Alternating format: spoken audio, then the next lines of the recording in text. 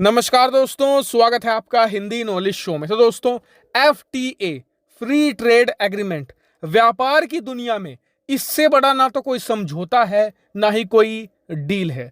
और अगर किन्हीं दो देशों के बीच में एफटीए हो रहा है ना, तो वहां पर तीन बातें निश्चित होंगी। पहली तो ये कि दोनों देश बहुत सफल हैं, क्योंकि सफल देशों के बीच में ही एफटीए हमेशा होता है।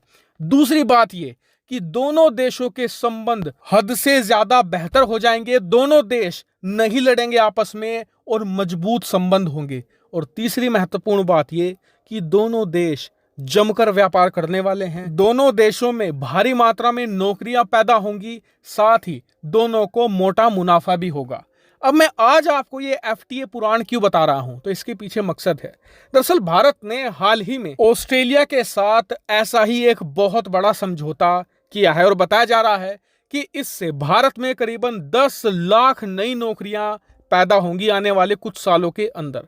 लेकिन आप जरा सोचिए कि ऑस्ट्रेलिया एक छोटा सा देश है जिसके साथ एफटीए करने से हमारे यहाँ पर लाखों नई नौकरियों की संभावना पैदा हो गई है, अरबों डॉलर का व्यापार होगा। तो जरा सोचिए कि यूरोपियन यूनियन जिसमें 28 देश हैं और बहुत ही ताकतवर देश हैं, जर्मनी, फ्रांस, इटली, स्पेन, इसके अलावा ऑस्ट्रिया, नेदरलैंड्स, पोलैंड, ऐसे ढेर सारे देश इसमें शामिल हैं जो बहुत ही समृद्ध हैं, ताकतवर हैं, पैसे वाले हैं। इनके साथ अगर हमारा एफटीए हो गया तो भारत में क्या ही हो जाएगा। लेकिन मैं आज आपको ये बात क्यों कर रहा हूं, इसका कारण है।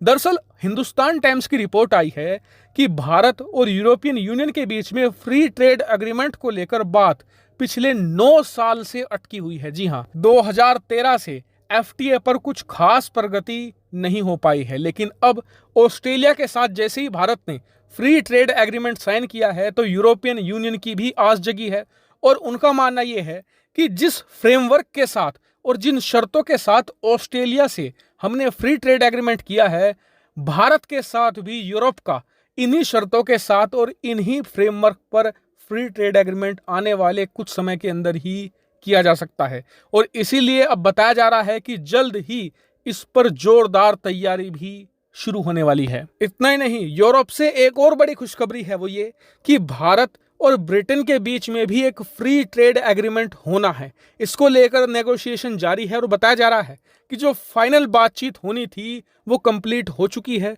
बस कुछ शर्तों को लेकर यहाँ पर मामला अटका हुआ है। जैसे ही वो सोल्व होंगी, भारत और ब्रिटेन के बीच में भी एक बड़ा एफटीए हो जाएगा। और देखिए, अगर ऐसा होता है ना, तो इससे हमें एक ऐसा फायदा होगा जिसके बारे में कोई सोच नहीं रहा है अभी। वो ये कि यूरोपियन देश और ब्रिटेन हमेशा भारत के आंतरिक मामलों पर बोलते हैं, लगातार भारत के आंतरिक मामलों में उंगली करते हैं। लेकिन जब यूरोप और भारत के बीच में फ्री ट्रेड एग्रीमेंट हो जाएगा ना, तो व्यापार आसमान छूने लगेगा।